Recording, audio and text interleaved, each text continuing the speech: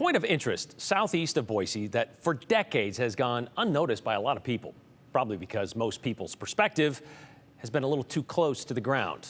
But 24 years ago today, Idaho Life reporter John Miller found it with the help of the man who needed help finding out what it was.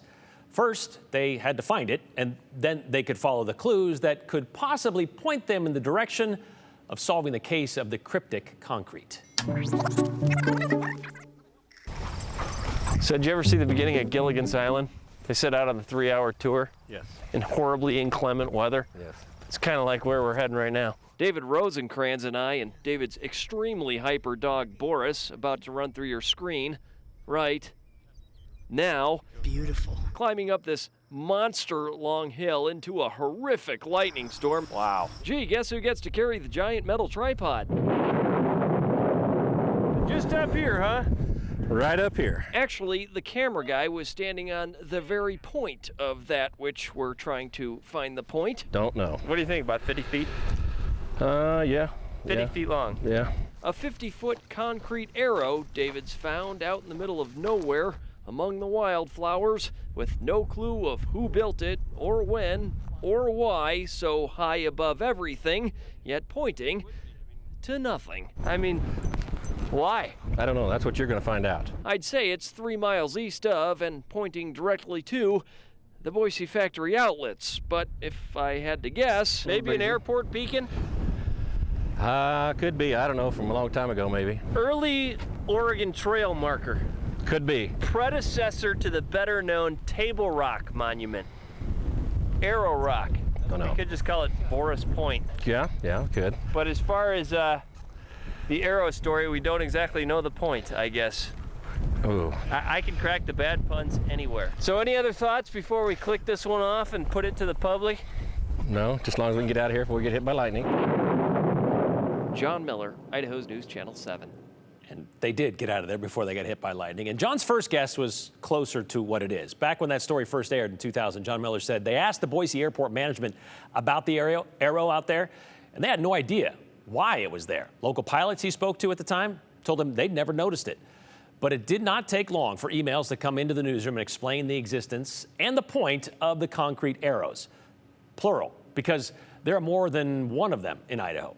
They were part of a cross-country mapped-out airmail route from the 1930s, and Boise was one of those stops on the Western Spur.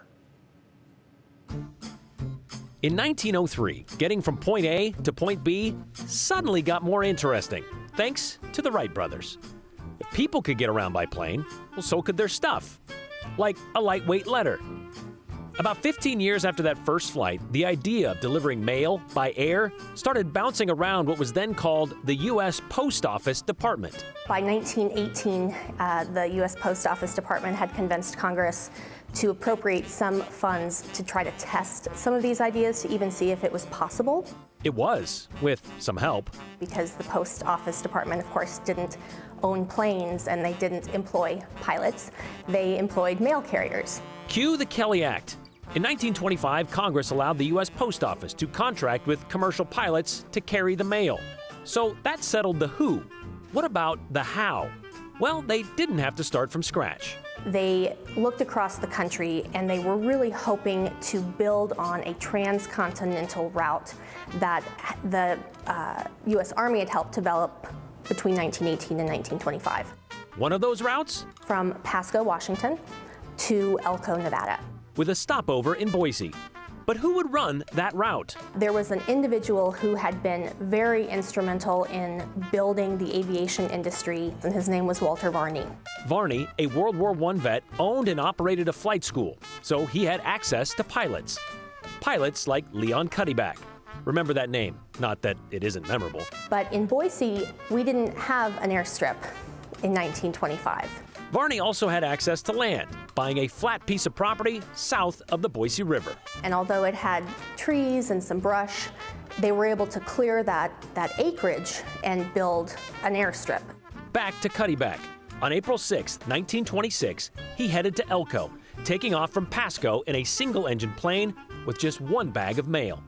An overland trip that would normally take 49 hours. They departed at 6 a.m., and it took him about 4 hours to make it to Boise. Cuddyback touched down to fanfare, but he didn't stay on the ground for long. He picked up Boise's bundle and took off for Elko. Once there, Franklin Rose, another Varney pilot, was waiting to return along the same route. He unfortunately encounters some very bad weather, is blown about 75 miles off course, and he has to crash land in southwestern Idaho in a grain field. Rose survived, and so did the mailbag. Ultimately, Rose ended up walking with mail, carrying some of it by horseback, and then ultimately driving it back into Boise so that it could then be put on a plane and that route could be continued to Pasco. A turbulent start for sure to the Boise Spur, but they didn't stay grounded for long. Okay, so Varney went on to start passenger service and then eventually helped establish United Airlines in 1930. By 1931, the airmail routes were still going, and at the time, radio communication for airplanes was pretty sketchy. So the Department of Commerce set out to set up these navigational aids to help them on their airmail routes. Arrows, originally painted yellow with space for a beacon tower in the middle. That's that square spot. They were spaced every 10 miles with emergency airstrips built every 25 miles. Pilots could see the beacon in the distance, fly over it, and then see which direction they need to fly to make it to the nearest airstrip.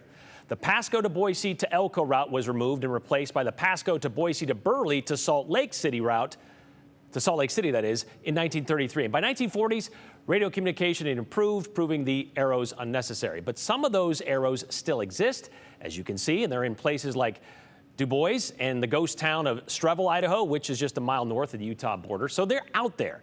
And the arrow John Miller hiked to in 2000, well, that's still there as well. But it is on private property.